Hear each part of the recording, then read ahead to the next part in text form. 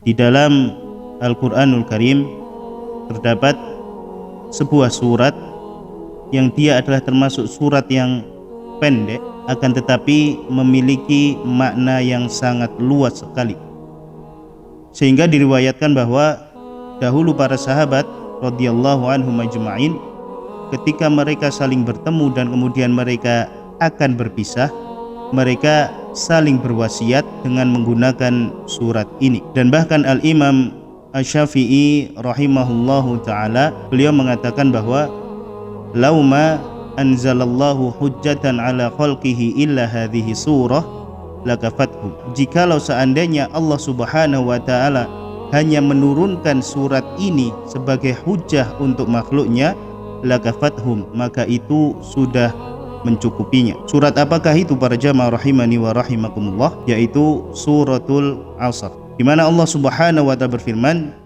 A'udzu billahi minasy syaithanir rajim. Bismillahirrahmanirrahim. Wal 'asri innal insana lafi khusr illa alladhina amanu wa 'amilus solihati wa tawasaw bil haqqi wa tawasaw bis sabr. Di ayat yang pertama Allah Subhanahu wa taala berfirman wal 'asr. Di sini ikhwani fillah rahimakumullah, Allah Subhanahu wa taala mengawali surat ini dengan bersumpah. Allah Subhanahu wa taala mengatakan wal 'asr, demi masa. Ada yang mengatakan para ulama bahwa makna wal 'asr ini adalah demi waktu asar. Seolah-olah Allah Subhanahu wa taala ingin mengingatkan kita, lihatlah waktu-waktu kalian. Coba perhatikanlah waktu-waktu kalian. Allah Subhanahu wa taala mengingatkan kepada kita terkait dengan waktu yang telah kita lalui. Allah Subhanahu wa taala mengingatkan kepada kita terkait dengan umur yang sudah Allah berikan kepada kita, apakah sudah kita manfaatkan dengan baik atau belum. Di situ Allah Subhanahu wa taala mengingatkan kita terkait dengan urusan waktu. Kemudian di ayat yang kedua Allah Subhanahu wa taala berfirman, innal insana lafi khusr. Allah Subhanahu wa taala menggunakan lafaz taukid, menggunakan penekanan, menggunakan lafaz inna, bahwa sesungguhnya semua manusia itu adalah dalam keadaan merugi. Maka yang perlu kita garis bawahi di sini para jamaah rahimani wa rahimakumullah adalah, kalau yang mengatakan rugi itu adalah sesama manusia, maka itu belumlah rugi yang sebenar-benarnya. Karena mungkin di dalam sudut pandang manusia yang lain, bisa jadi kerugian yang kita alami itu adalah keuntungan bagi orang yang lain. Akan tetapi sekali lagi yang perlu kita garis bawahi di sini adalah, jika yang mengatakan rugi itu adalah Allah Subhanahu wa taala, innal insana lafi khusr, sesungguhnya semua manusia itu berada dalam kerugian, yang mengatakan rugi di sini adalah Allah Subhanahu wa taala, maka itu adalah kerugian yang sebenar-benarnya. Memperhatikan apakah kita ini termasuk ke dalam golongan orang yang merugi ataukah tidak.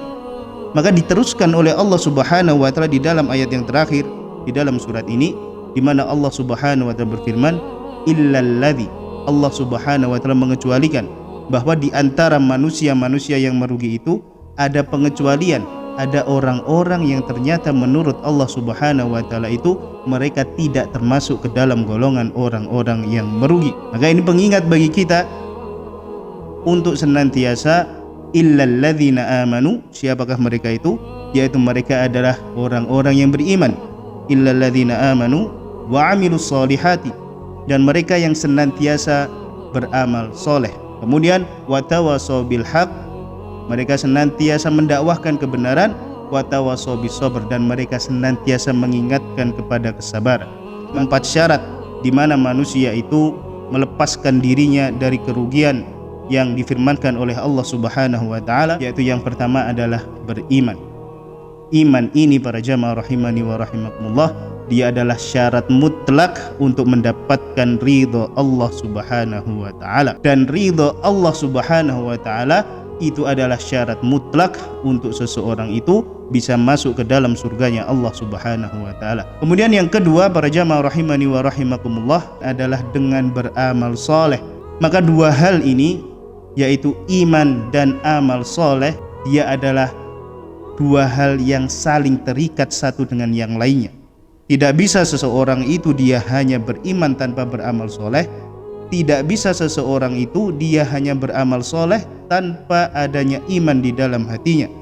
Karena seseorang itu akan bisa menjaga keimanannya itu dengan amal soleh. Allah Subhanahu wa ta'ala berfirman, "Man 'amila shalihan min dzakarin aw untha wa huwa mu'min falanuhiyannahu hayatan thayyibah." Barang siapa yang dia itu beramal soleh, baik dia laki-laki dan perempuan, fahuwa mu'min, dan dia adalah orang beriman, dia beramal soleh itu atas dasar keimanannya kepada Allah, falanuhiyannahu hayatan thayyibah, maka dia akan mendapatkan kehidupan yang baik, baik itu kehidupan yang di dunia dan kebaikan di kehidupan di akhirat kelak. Syarat yang ketiga yaitu adalah dengan watawasau bil haq, dengan mendakwahkan kebenaran. Ini seolah mengingatkan kepada kita para jamaah rahimakumullah bahwa kesolehan pribadi itu tidaklah cukup.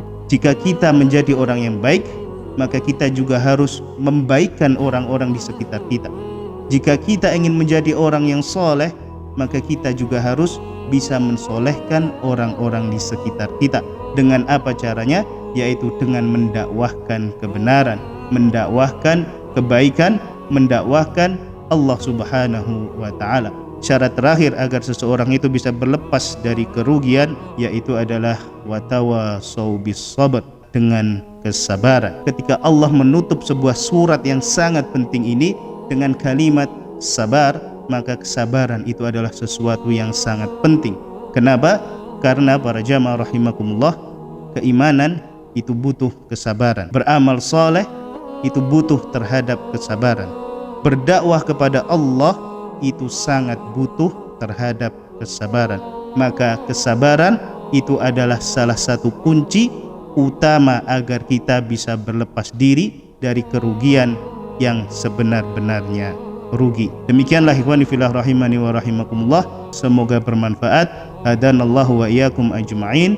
Wassalamualaikum warahmatullahi wabarakatuh.